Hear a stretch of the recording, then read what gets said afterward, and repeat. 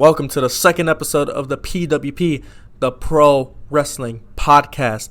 This is your host, Marco Alvarado, speaking to you, coming live through your speakers, through your AirPods, through your headphones, whatever you're listening to. We are live right now. And for everybody that's been wondering what happened to the PWP, we here at The Signal recognize that there is a lot of content to cover when it comes to professional wrestling.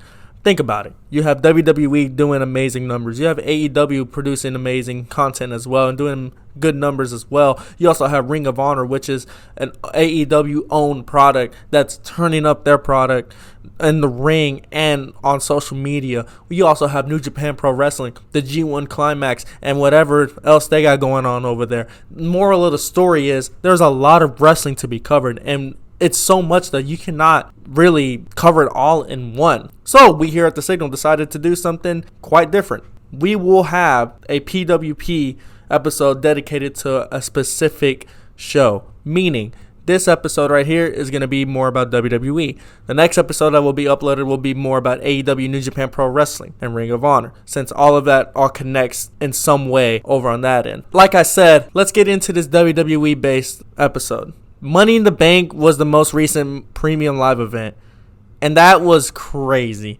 A UK-based pay-per-view in over 20 years. The first one in over 20 years. And it was the highest grossed in-arena event in WWE history. The UK loves WWE, and especially if they brought over a premium live event, which is basically a pay-per-view. So imagine not having a pay-per-view in 20 years. I would go crazy. Senior Money in the Bank, Damian Priest won the Money in the Bank contract. You got Evil Sky that won the women's Money in the Bank contract.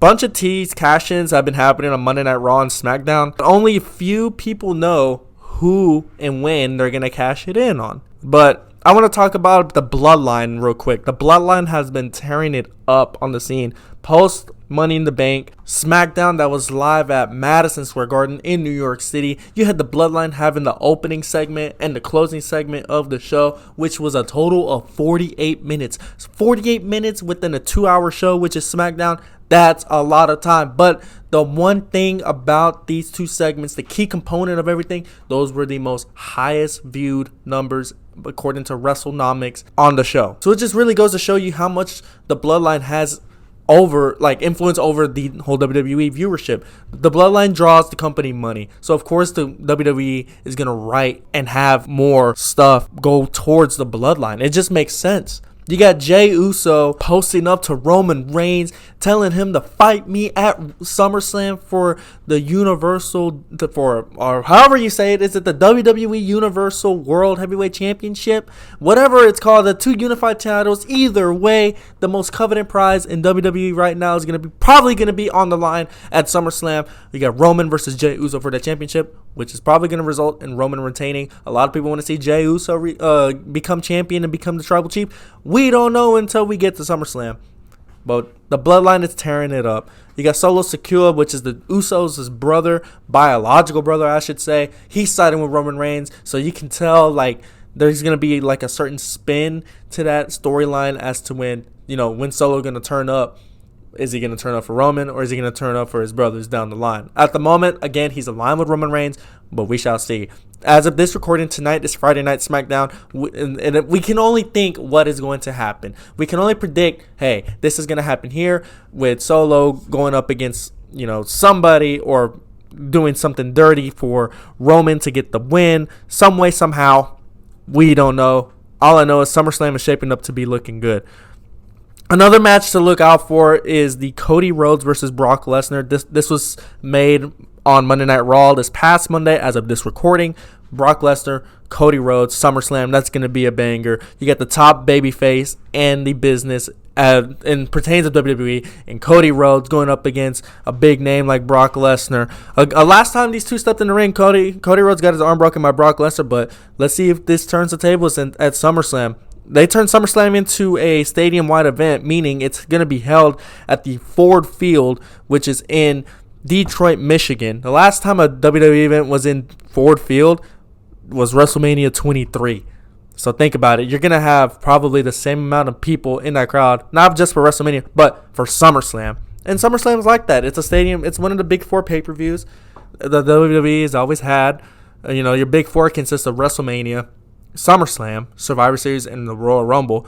3 of those 4 shows are stadium shows. The only one that's not is Survivor Series, which I feel like is going to change in the near future.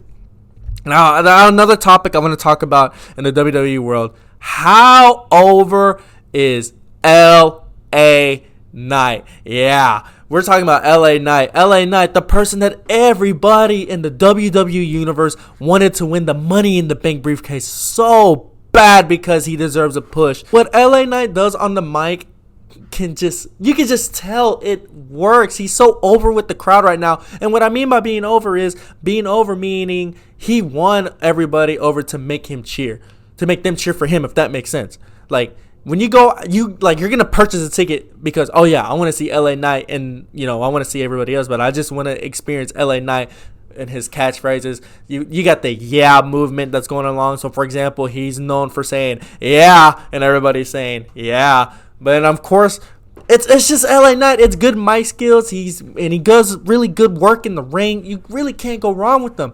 He is the perfect example of a sports entertainer. You got, as far as the entertainment side, you have him doing all types of promos, backstage, in the ring, on the stage, whatever you can think of. He's talking up a storm and everybody loves it. He literally has everybody shouting LA Knight. Yeah. But this past Friday on SmackDown, he finally stepped up to the plate and decided to challenge Austin Theory for his United States Championship at SummerSlam. So LA Knight will be featured in SummerSlam, and imagine the pop he's going to receive from the WWE Universe in a stadium.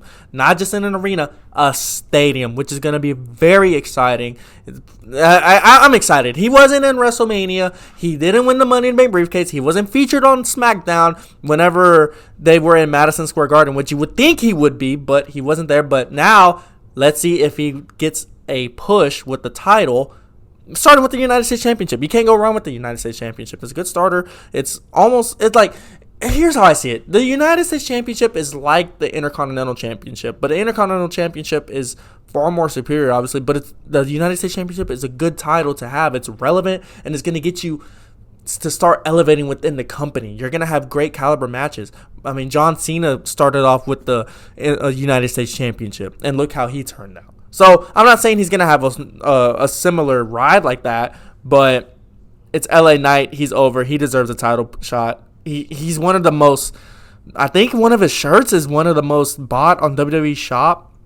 It just goes to show that his contribution into WWE is showing more positive outlook because the WWE is on fire. All the shows they're having on Mondays and Fridays are selling out. I know for a fact that Monday Night Raw is coming at the end of the month here in Houston, Texas, and the show has been sold out ever since the tickets went on sale publicly, and people are buying to double, triple the price on resale markets. It is so hard to find these. The WWE hasn't been this hot since probably 2001, and right now it's showing. You got mainstream people wearing WWE outfits, shirts, like shorts, whatever you can think of, they're wearing it because WWE is hot right now. It's only a matter of time to whenever we can finally sit back and realize, hey, whatever's going on right now, I wish we had this now. If in terms of 2-3 years, or maybe it could be better than what it is.